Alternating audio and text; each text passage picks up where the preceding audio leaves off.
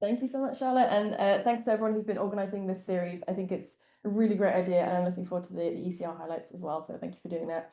So yeah, as Charlotte mentioned, I'm going to be talking about the sub-Neptune frontier and what we're learning with JWST.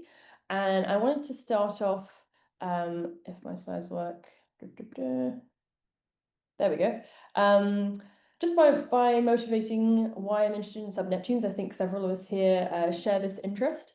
But just as a reminder, this is the sort of subpopulation of exoplanets that seem to be the most common, and yet we don't have any in our own solar system. And so there are a lot of questions that raises, including why don't we have one in our solar system?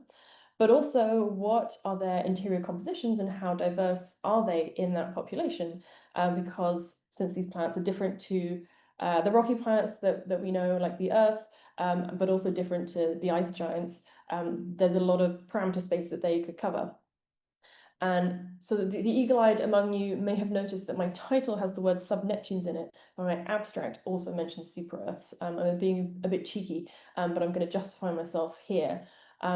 By sub-Neptunes, I'm going to be referring to sort of this peak of the radius distribution, the slightly larger planets, around 2.4 plus or minus a bit Earth radii.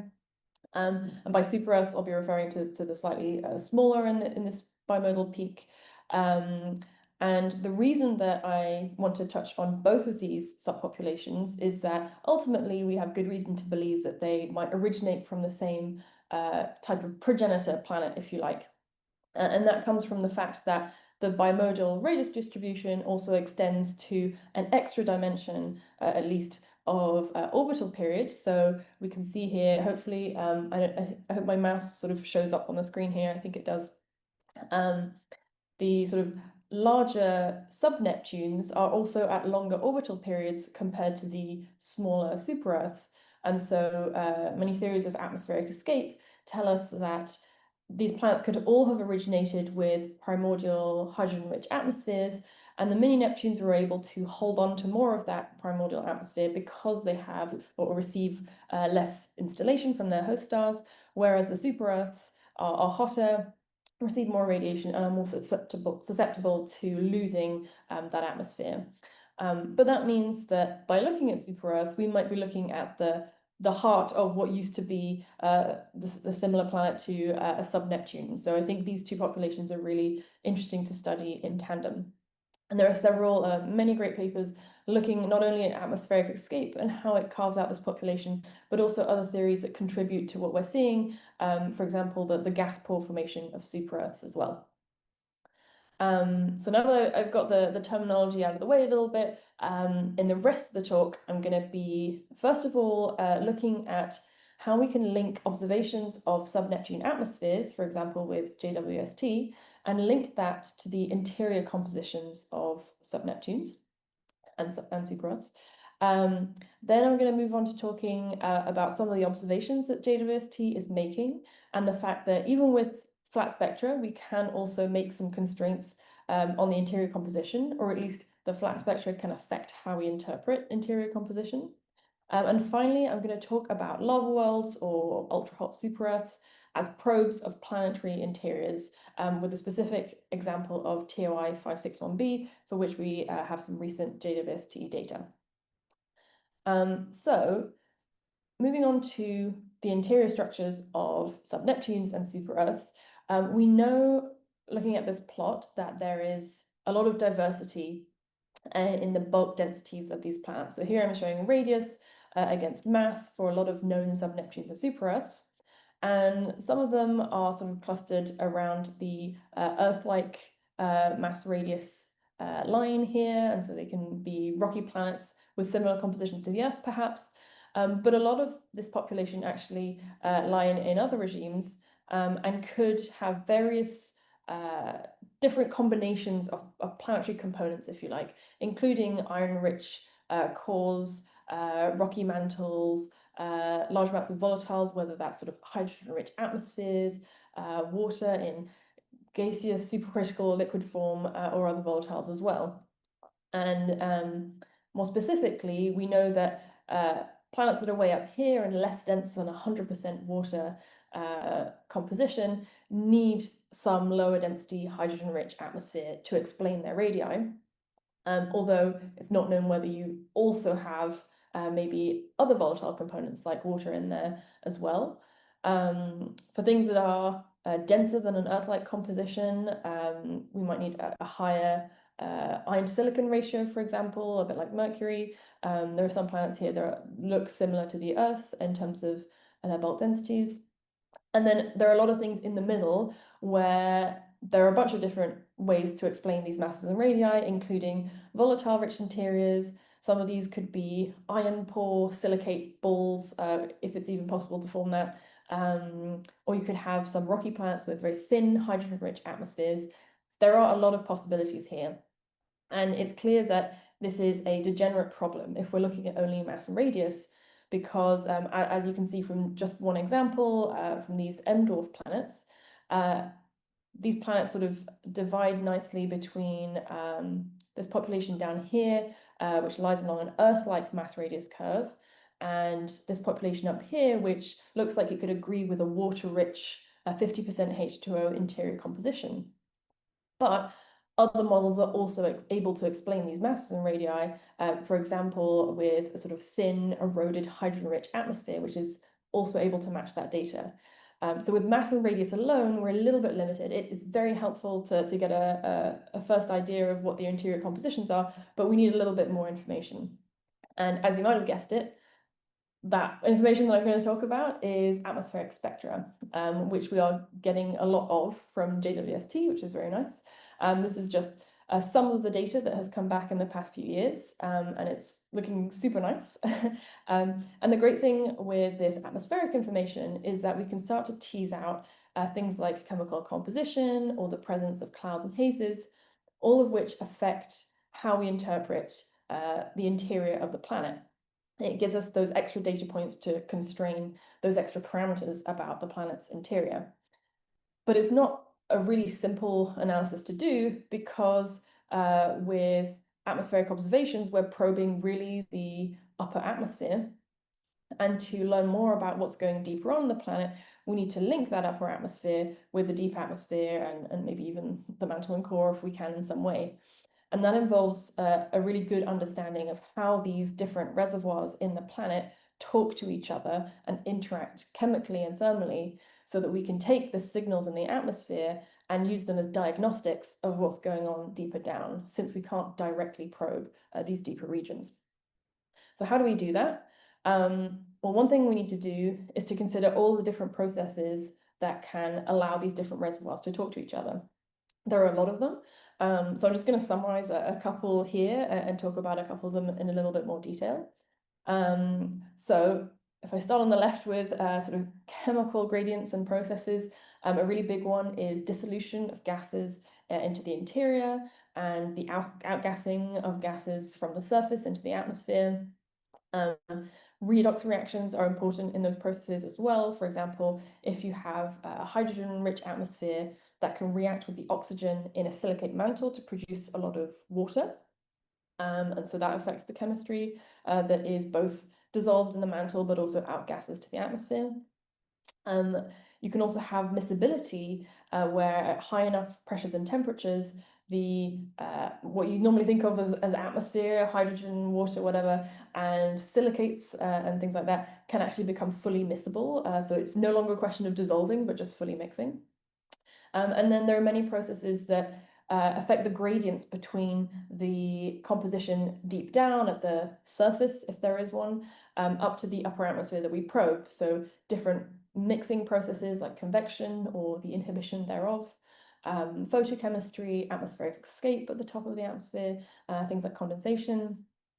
And then on the sort of thermal gradient side, there are a lot of things that matter, like the balance of optical versus infrared opacity, which affects the thermal gradients that connect the upper atmosphere to deeper down. Things like convection, energy transport in the mantle and the interior, internal heat flux, and things like cloud and haze opacity also affect that too. This is a lot of stuff, so I don't have time to talk about all of it, but I'm going to talk a little bit more about a couple of these just to give a bit of a flavor of what it takes to to put all these pieces together, and also the lab experiments that are important to characterize these processes better. So I'm going to start with dissolution. And in theory, we can model dissolution by using solubilities, which tell us how much a certain gas is able to dissolve in a certain type of surface at a given temperature and pressure. And note that pressure is an important factor here, and we know that from day-to-day life. If you've ever had a bottle of fizzy beverage, whether it's champagne or not, we know that affects how soluble gases are in liquids and other phases.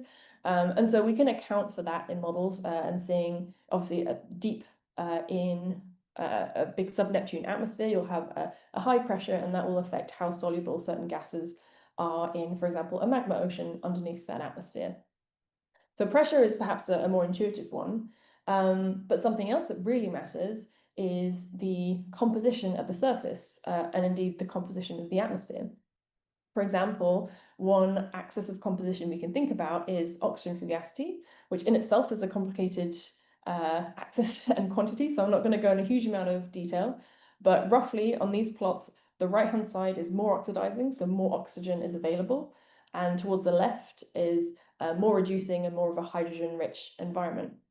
And the solubilities of different species depend on how oxidizing or reducing the environment is. And for example, the solubility of ammonia is higher when you have a more reducing environment. So that's something that's important, especially given that we think several sub-Neptune atmospheres are hydrogen rich. And so that would cause a more reducing environment. Ultimately, these solubilities aren't just sort of pulled out of thin air. They are quantities that are measured, including with lab experiments. I find this endlessly fascinating. I don't have time to go into like tons of detail, but there are some really cool experiments that people are doing out there. This one is one from ETH in Paolo Sossi's lab, and they actually create little mini lava worlds. They melt little samples over here. There's a really bright spot, and are able to take transmission and emission spectra from the vapor that evaporates around this little sample that gets heated up. And they can test sort of the solubility of different gases in this molten magma ball, which is amazing, right? And this is really important because we need to have better data to tell us, okay, how soluble are different species in parts of parameter space that may not have been explored so much in the past, but which are now very relevant to exoplanets, given how diverse they are. Okay, so that was solubility. I'm going to move on to miscibility. And I like to think of this, again, with beverages. At higher pressures and temperatures, different phases, like, for example, rock and water, can become fully miscible, whereas lower temperatures and pressures, they will demix. And that can really affect the structure of a sub-Neptune. This is my attempt at a sort of funny meme. So if you have a colder planet, the different phases may not be miscible, so you could end up with some layers of various water phases and then a hydrogen helium atmosphere on the top. But if you're able to reach high pressures and temperatures in the interior of the planet, excuse me, then those phases might become miscible. And so instead of having water and then hydrogen, they may form a miscible supercritical envelope. And that could also happen with the silicates as well. And it's not only sort of silicates and water, water and rock, hydrogen and rock can also be miscible, and that will again contribute to some pretty interesting structures there. So I'm going to talk a little bit about convection as well, because that's something which links the temperature of the observable atmosphere at low pressures down to the temperatures deeper in the planet where maybe you have atmosphere interior reactions that are very active. So we can observe a temperature up here, but what does it mean for the temperature down there effectively? We have the sort of standard dry convection adiabats that we all know and love. But in these atmospheres, again, you can have a lot of condensation processes. And so moist convection can be important. You can also get compositional gradients in the atmosphere, which in some cases can inhibit convection. And if you do that, you can have super adiabatic temperature gradients. So in this case, if you observe a certain temperature in the upper atmosphere, the temperature down at the surface could actually be quite a lot higher, depending on whether you inhibit convection or what kind of convective temperature gradient you end up with. So again, modeling this and understanding this is a really important part of interpreting our sub-Neptune observations. If you only take away one thing from this talk, I want it to be this. It'll come back later as well. Interpreting JWST observations of sub-Neptunes really comes down to how well we understand the interactions between their atmospheres and the interiors, and is really a team effort between the observations, which themselves can be very challenging, modeling those observations and putting in all these different pieces together, but then also the experimental data that goes into the models, the solubilities, the phase diagrams of where things are miscible, all of that is really crucial. And so if you know any experimentalists, do go chat to them about what they're doing. These are really important conversations to have to sort of work together. So to summarize this sort of little section, I thought I would raise sort of three big challenges that I see coming up when we try to interpret the interior compositions of sub-Neptunes. One is that these observations are quite challenging, and so several of the spectra that we see, some of them here on the right, are quite muted or quite flat, sometimes because it's difficult to have a very high signal to noise, but sometimes also because you can have high mean molecular weights or clouds and hazes in the atmosphere, which do naturally mute features. Another challenge can be that it's difficult to disentangle some of those different atmosphere interior processes that are happening that I mentioned. There's a lot of really cool science, but if we've got to decipher it just from a spectrum, that's also quite a big challenge that we have to face now. And finally, if we were being pessimistic, we could say, well, what if we don't have enough data to distinguish all these different scenarios? What if even with a lovely JWST spectrum, we can't tell what the interior of a sub-Neptune is made of? I'm not a pessimist, I'm ever the optimist. And so with all these challenges, I like to see them as opportunities. When it comes to muted and flat spectra, I'm going to talk about this in a second, but there are things that we can extract from that or use complementary observations. And we get information about the metallicity of an atmosphere and or cloud and haze constraints, which may not pin down the exact interior composition, but will help to narrow some of that parameter space to a certain degree. And although this is a lot of different atmosphere interior processes to disentangle, this is a really good opportunity to characterize really new and interesting planetary processes. So although it is challenging, the fact that we are thinking about all these different models, different lab data, and putting those to the test, I think is really exciting. And I hope that we're going to learn something new about planets and how they behave. And finally, we can say, okay, well, what if the data can't distinguish these different scenarios? Well, we have the power of numbers with exoplanets. So even if some targets might be more challenging to decipher, there are some really sort of optimal targets that might be in an extreme area of parameter space, for example, and it might simplify the scenario a little bit. So for example, I'm going to talk about lava worlds as a case where you expose the interior of a planet and kind of evaporate it out into the atmosphere. And that simplifies things a bit for those cases and can help us get a handle on some of these atmosphere interior processes and then piece the puzzle together with other complementary targets as well. So that was like the first little bit on atmosphere interior interactions. I'm now going to get a little bit more specific about a couple of planets in particular. First of all, talking about flat spectra and how those can still be relevant when we're thinking about the interior compositions of sub-Neptunes.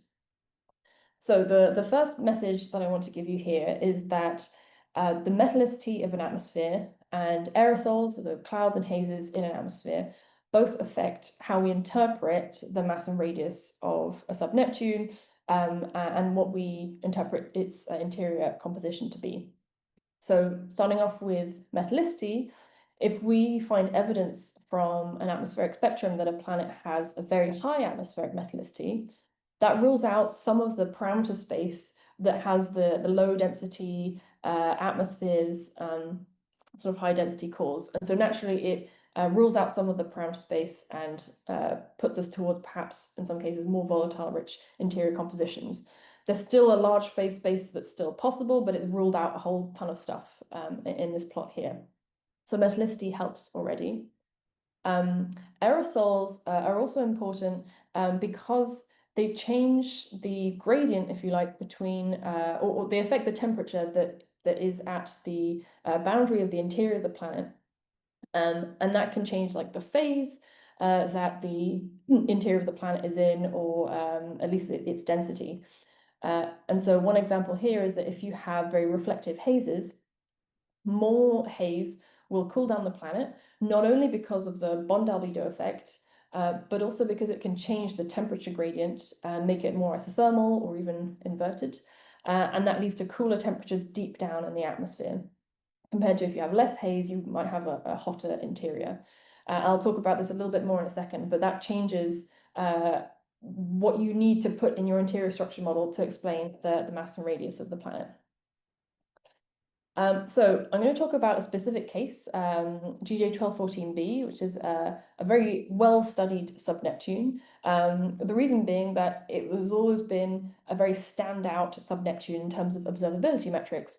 So it was observed extensively well before JWST came along. And one of the motivations was that given its mass and radius, it's consistent with having a hydrogen-rich atmosphere and a sort of rocky iron core, but it's also consistent with having a large mass fraction of water in there as well. And so there's a question of, well, which is it? Let's go and find out by looking at its atmosphere. And as many of you probably know already, extensive Hubble observations revealed a beautifully flat spectrum, which didn't reveal anything about the chemical composition of the atmosphere, but did show us that clouds and hazes are very prominent in this atmosphere, and they are actually needed to flatten the spectrum, which is really cool, actually. And it's not a spectrum devoid of information. Even though we don't have chemical information, that knowledge about clouds and hazes is very valuable. And more generally, I just wanted to make the point briefly that flat spectra can also be informative.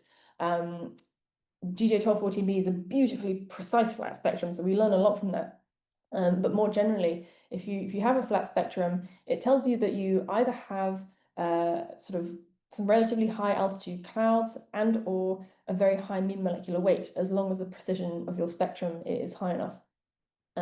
So that is useful information. It might not pinpoint exactly what your atmosphere is, but it can sort of rule out certain parts of parameter space. So going back to GJ1214b, the previous observations were in the transmission geometry, and so clouds and hazes were very good at blocking out flattening that transmission spectrum. But with JWST, we actually observed a full orbit phase curve in the mid-infrared, 5 to 12 microns, and that proved to be really informative for this planet. Just to summarize that data very quickly, from the transmission spectrum that comes for free with a phase curve, well, we found that it's still flat in the mid-infrared, just like the near-infrared. But flatness in the mid-infrared adds more information because clouds and hazes aren't enough to flatten the spectrum way out here. We need a high atmospheric metallicity to do that. And so this really flat spectrum tells us that the atmospheric metallicity for this planet is at least around 300 times solar. And that's consistent with what we see in the phase curve as well, which has a day to night temperature offset. And that can also be explained by a high atmospheric metallicity of at least 100 times solar.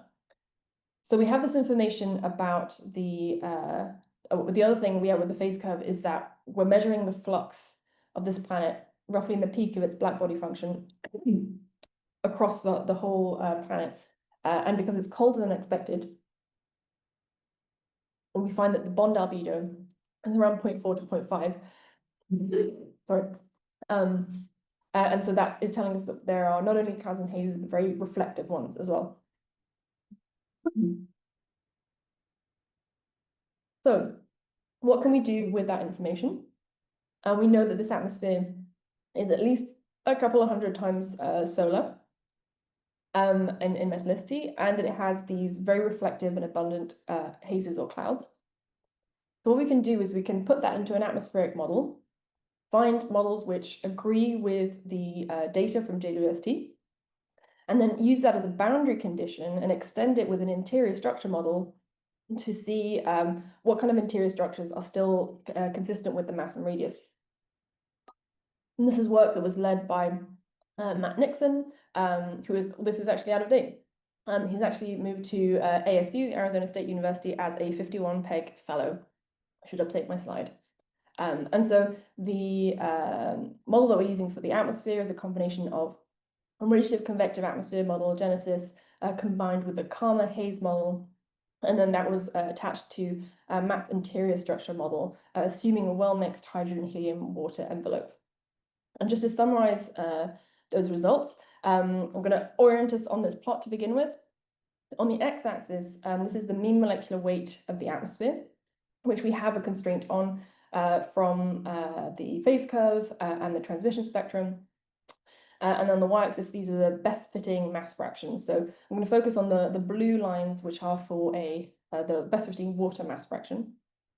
So for the minimum mean molecular weight that's considered in this work of 5, we see that you need at least 5% water by mass in order to explain the mass and radius of GJ1214b. But we can do better than that because the mean molecular weight preferred by the observations is greater than, sort of beyond this gray section, more than 300 times solar. And so that leaves us with a part of parameter space where the best fitting water mass fraction is several tens of percent here. And so that high metallicity inference from the phase curve and the transmission spectrum actually narrow down this parameter space. And yes, there is a range of water mass fractions that will still work here, but they are quite narrowed by that inference in the atmosphere. So the lesson there is that flat spectra aren't all bad. We still get information from them, especially when it's a very precise flat spectrum, and especially at with a wide wavelength range. Here, the MIRI flat spectrum was really informative at constraining the mean molecular weight of the atmosphere, or at least the metallicity required. Okay, so in the last part of this talk, I'm going to be talking about lava worlds as a more extreme probe of planetary interiors. And the motivation here is that, at least in the solar system, if we want to know about the interior of a planet or a moon, one way we can do that, if we're lucky, is through volcanism and seeing the gases that literally come from the interior out into the atmosphere where we can see them and test them. And wouldn't it be great if we could do that for an exoplanet as well? And indeed we can, because there are evaporating lava worlds that are rocky planets very close to their host stars that are hot enough that they are effectively evaporating. Their surfaces are molten, evaporating into rock vapor, and most likely escaping to space. And that means that by looking at their atmospheres, we're actually looking at evaporated surface material, which gives us a really unique view into their interiors. And luckily, we have several super Earths and that are hot enough, that are over 2000 Kelvin, so that we can probe these lava worlds as a function of different planetary parameters as well, and start to characterize these atmospheres and through that, potentially their surfaces. And as you can see from this mass radius diagram, there are some of these lava worlds like K2141b, which could have an interior structure very similar to the Earth in the sense that it falls on this Earth-like mass radius curve. But there are other lava worlds that have a lower bulk density, like 55 Cancri, TOI 561b, which are a little bit underdense. And so that raises the question from before, are they underdense because they have some volatiles in there as well? And can we characterize that more? So the question that I have here is, do low-density lava worlds have volatile-rich mantles that are outgassing, and is that why we're seeing these low densities? Effectively, what we care about here is differentiating the case of, on the one hand, if you have a rocky, purely rocky mantle, you would see a pure rock vapor atmosphere that's evaporated from that purely rocky surface. Whereas if you have volatiles around that are maybe dissolved or mixed into the mantle, then the atmosphere that you will outgas and have on the planet will also have volatiles around too. So we can try and distinguish those scenarios. And a really interesting case to look at is TOI 561b, which has a lot of really interesting parameters. So one of them is that its bulk density is less than what you would expect for a pure silicate planet. So that already tells us that you would expect volatiles to exist on this very hot planet. And it is very hot because its equilibrium temperature is around 2,300 Kelvin, which raises the question, if it has an atmosphere, how did it retain it? Because it is a fairly low mass, relatively small-ish planet that's very strongly irradiated. And also it's been here for a while because this system is around 10 gigayears old. So this isn't a young system that is in the process of losing a young atmosphere. The star is not only old, but a thick disk star, which is known to be iron poor and enhanced in alpha elements like oxygen and carbon. So this is a planet that could have formed in an environment kind of enriched by those elements that could have affected its interior composition as well. And so the question we wanted to ask with JWST and try to answer is, does this planet have an atmosphere?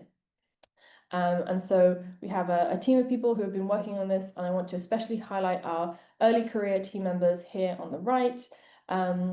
The observations included 3 consecutive full phase curves, which includes 4 secondary eclipses. So we started and ended on a secondary eclipse. And this is using NIRSPEC G395H in the 3 to 5 micron range. There are 3 different data reductions presented in this paper, and since those data reductions are for the day-side emission spectrum, but the phase curve analysis is on the way as well, so do look out for that. Meanwhile, the emission spectrum is now out on the archive, so you can read more of the details in the paper as well. So if we look at how the data looks, these are the 3 different reductions overplotted. And the first thing we can see is that compared to a bare rock model for TOI 561b, the data are pretty inconsistent. They are colder than a bare rock scenario. But technically, a bare rock scenario isn't really realistic because TOI 561b is hot enough that it should be evaporating a rock vapor atmosphere, and the surface wouldn't be completely bare.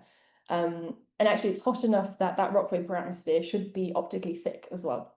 So the next model we tried was a rock vapor atmosphere with pure rock vapor, no volatiles added, corresponding to the temperature of this planet. We sort of generously allowed this atmosphere to redistribute heat evenly across the day side, but it is a partial atmosphere just on the day side. But still, this model is really not consistent with the data. And so another scenario we can test is a range of volatile-rich atmospheres. So here there are 3 different examples: a pure water scenario, a mixture of water and O2, and a mixture of water and CO2. And these are just examples of some volatile-rich compositions which are able to reach that lower temperature that we're seeing in the data. And so one way that we can explain this is by having a volatile-rich atmosphere. But I want to dive into a little bit more why these different compositions result in such different temperatures. One of the reasons is, of course, how easily they're able to redistribute heat between the day side and the night side. A volatile-rich atmosphere is a lot better at that. But another reason is actually the opacities of these different atmospheres as well, which is worth thinking about. I want to note that here we're probing 3 to 5 microns, but the peak of the planetary blackbody is closer to 1 micron, and we're not probing that directly. And so one way to get a really cold temperature at 3 to 5 microns is if the planet is able to cool really well at 1 micron or thereabouts. So we can look at what opacities we expect for some of these different compositions. These are opacities on the left-hand side for pure rock vapor. As you go to the right-hand side, there are still the pure rock vapor opacities, but with more and more volatiles added in. And so you can see that at 1 micron from rock vapor, especially things like MgO, titanium oxide, ALO, some potassium, you have quite a lot of opacity there. Whereas and those species have sort of less opacity in the further into the infrared. Whereas for the volatiles, they have more opacity in the near to mid infrared and not quite as much around 1 micron and bluer. And what that means is that rock vapor in this case can prevent the atmosphere from cooling effectively in the peak of its planetary blackbody, whereas volatile rich atmospheres are better at allowing that. But of course, another way that you can cool down the day side are the presence of reflective clouds, for example, silicate clouds. So this is work that is ongoing and will come up in a follow-up, but I think it's likely that we are actually seeing some effects of reflective clouds as well in this planet. So the message I wanted to leave you here is that looking at these lava worlds, including low density lava worlds, can give us a really curious insight into these very extreme planets. For planet TRI-561b, which is this one here, the yellow one, that has such a relatively low mass and yet is so highly irradiated, we wouldn't normally expect that to retain an atmosphere, and yet it looks like TRI-561b did just that. And so there's a lot of work to follow on exactly how it did that, whether it could be actually an eroded sub-Neptune, and how it kept all those volatiles in its mantle. But this isn't a problem we're going to crack with a single target. It's great to see that actually there's a wide range of lava worlds that are being observed by JWST with various programs. And I plotted some of them here, and they span a range of masses, a range of bulk densities, and a range of temperatures as well. So the great thing is I think we're going to get some sort of initial trends on how the presence of atmospheres and their temperatures vary across this parameter space, which means that sort of similarly to what we can do in the solar system, we might be able to comparatively characterize this population of lava worlds, which might tell us something about the interiors of larger planets as well. And I just wanted to add that I have been quite JWST biased, obviously, in this talk, given some of the recent results. But ultimately, we're seeing that looking at a wider population of planets really helps to tease out those different effects. Going back to the atmosphere-interior interactions, there are a lot of them. So having more planets to look at and being able to draw more trends is going to be really helpful to tease out what's actually going on. And we can do that not only with JWST, but with also the upcoming aerial and with ground-based high-resolution observatories as well. And ultimately, I promised you this was going to come back. We need not only those observations, but models that include all of the different processes and atmosphere interior interactions, and lab experiments that cover the range of parameter space that we're actually probing in these pretty extreme and diverse environments. So I'm going to summarize here and leave some time for questions.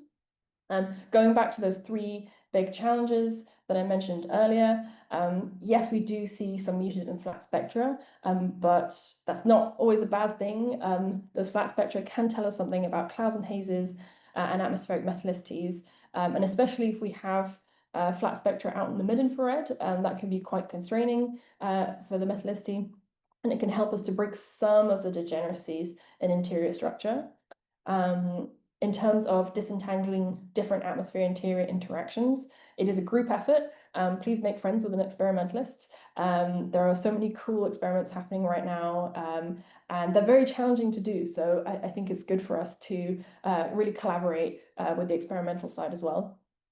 And finally, yes, it can be difficult to distinguish between some of these atmosphere interior interactions, but extremes in the population can be informative. And we have the power of numbers as well. So let's make the most of that and look at planets like lava worlds or looking at trends across parameter space to try and tease out what's actually happening. So I'm going to leave it there, and I'm very happy to take any questions.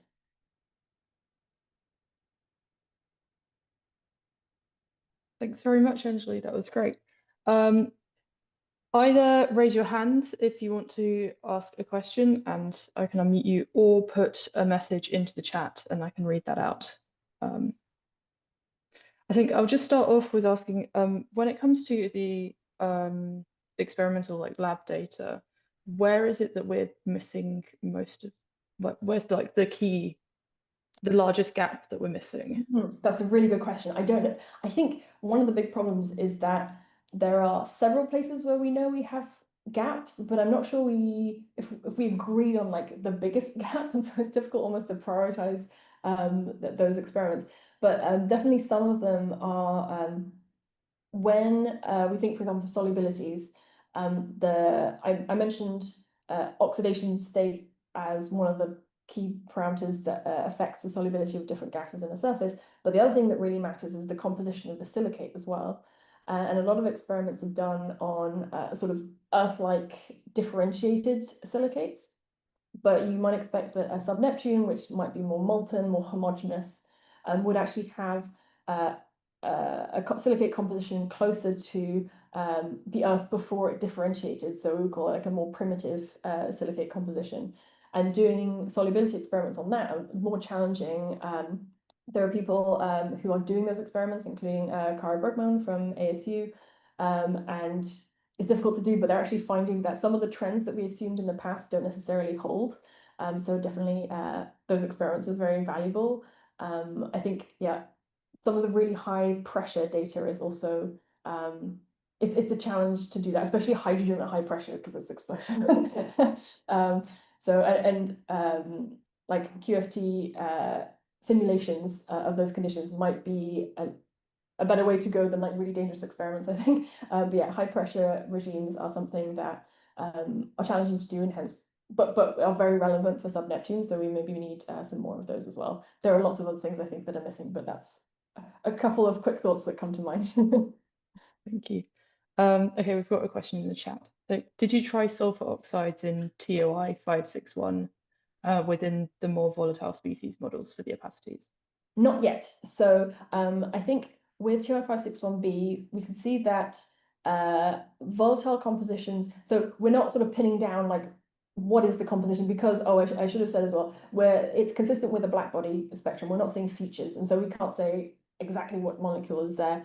But more generally, what we can think about is what kind of opacities allow you to get that brightness temperature in the 3 to 5 micron range, and volatiles a bit more generally have that near to mid-infrared opacity, which is stronger and allows the atmosphere to cool in sort of 1 micron range.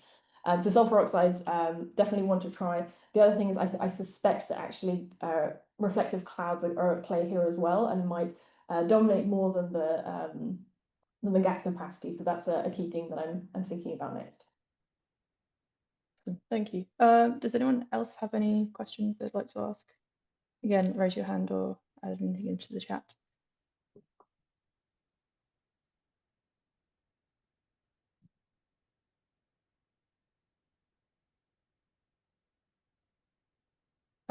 I think that's everything. So yeah, can we thank Anjali again, please? And we'll see you in October.